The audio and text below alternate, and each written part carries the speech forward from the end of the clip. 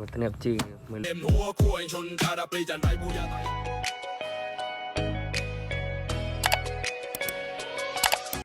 สบายดีท่านผู้ชมเบิดทุกท่านเด้อตอนนี้น้องนาเดือนตอกเบิ่งเนาะเห็นผู้นี้ในตอกเพิ่นนี่เฮ็ดตะคลิปเหยียบเงินไทยหรือว่าเหยียบแบงค์เงินบาทเงินบาทของไทยนะทุกคนเพิ่นก็ทำงานอยู่ไทยได้ผู้นี้น้องนาได้อ่านคอมเมนต์ในตอกเพิ่นเนาะก็มีท่านผู้ชมหลายคนที่เข้าไปแสดงความคิดเห็นว่าเพิ่นนี่ที่ขายของอยู่ประเทศไทยอยู่สุขุมวิทนี่แหละทุกคนน้องนาได้เดือนเขาเจ้าคอมเมนต์ว่าจื้อจอมพลังเด้ว่าซั่นเนาะมาเหยียบแบบว่าเฮ็ดน่าเกลียดแฮงนะทุกคนน้องนาเป็นคนลาวก็ใส่เงินไทยเนาะก็นับถือพระเจ้าอยู่หัวเฮามาเห็นคลิปวิดีโอแบบนี้แบบว่าเป็นตาหนานายแฮงนะทุกคนเดี๋ยวมาเบิ่งคลิปวิดีโอนำกันว่าผู้นี้เพิ่นอยู่ไสแล้วก็ท่านผู้ชมมีความคิดเห็นแนวใดเพิ่นจังเฮ็ดแบบนี้นะทุกคนเดี๋ยว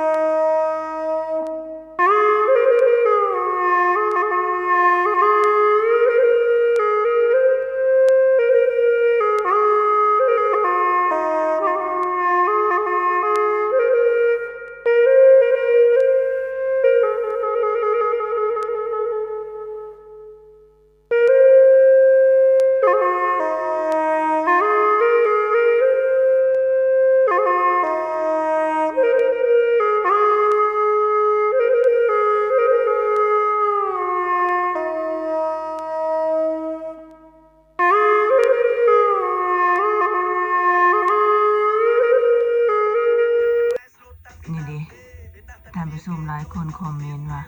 ขายอยู่สุขุมวิท32ว่าซั่นก็จะมีหลายคนแบบมั่นใจคือกันกับน้องนานี่แหละว่าคือสร้างเฮ็ดแบบนี้นะตัวเองก็หาเงินอยู่ประเทศเขาหั่นน่ะคือกะหั่นนะในคอมเมนต์นี่ก็ว่ามีใครจะเปิดไหมอยู่ไกลเดี๋ยวจะไปจ่ายค่าปรับให้ว่าซั่น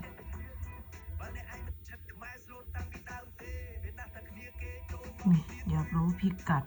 ผมอยู่สมมุกบอกนี่อ่านบ่ออกตัวนี้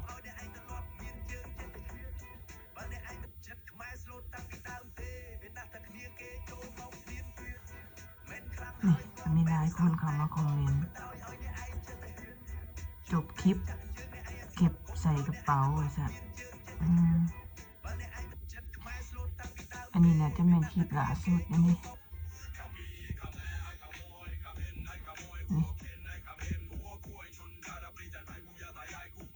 เฮ็ดคลิปแต่แบบจังซี่แหละทุกคนเหยียบเงินจูดเงินจังซี่อยู่ที่การโจมพลังก็จัดการแล้วไม่กล้าสีดิไม่มีตังใส่นี่วะเมื่อไหร่จะจัดการคนนี้สักทีเพิ่นโลกล่าสุดนี่มื้อนี้นี่ได้ท่านผู้ชมเพิ่นแต่ว่าเพิ่นเฮ็ดมานี่หลายมื้อแหละเป็นเหยียบเงินเป็นดูถูกเงินไทยแนวนี้นะขนาดน้องนาเป็นคนลาวเห็นแบบยังบ่พอใจเลยเพราะว่าคนลาวเขาก็ใส่เงินไทยคือกันเนาะนี่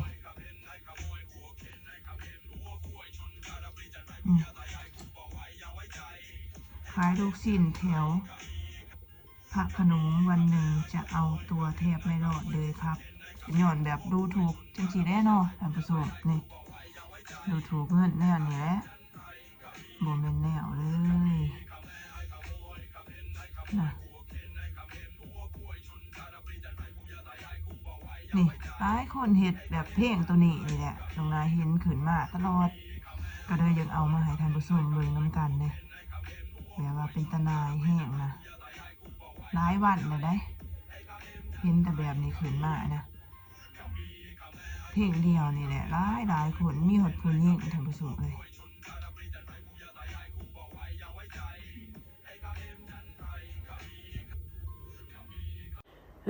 นี่แหละทุกคนที่น้องนาว่าเป็นตาหน่ายแห้งบ่แม่นแต่คนเดียวใดคือสิแม่นคนประเทศเดียวกันเบิดที่พากันเฮ็ดแบบนี้เพราะว่าน้องนาฟังเสียงเพลงที่เพิ่นประกอบใส่ในวิดีโอนะแบบเพลงคือกันเลยนะทุกคนมีทั้งผู้หญิงทั้งผู้ชายแบบความคิดเขาคิดยังอยู่จังซี่นะบ่ย้านบาปย้านเวรบ่เนาะผู้หนึงก็ทำงานอยู่ไทยแท้ๆก็ยังกล้าเฮ็ดแบบนี้นะก็คอมเมนต์ในช่องเพิ่นแบบมั่นใส่อันแหละขนาดน้องนาเป็นคนลาวยังมั่นใส่แท้นะเนาะบ่สมควรเลยที่สิมาเฮ็ดแบบนี้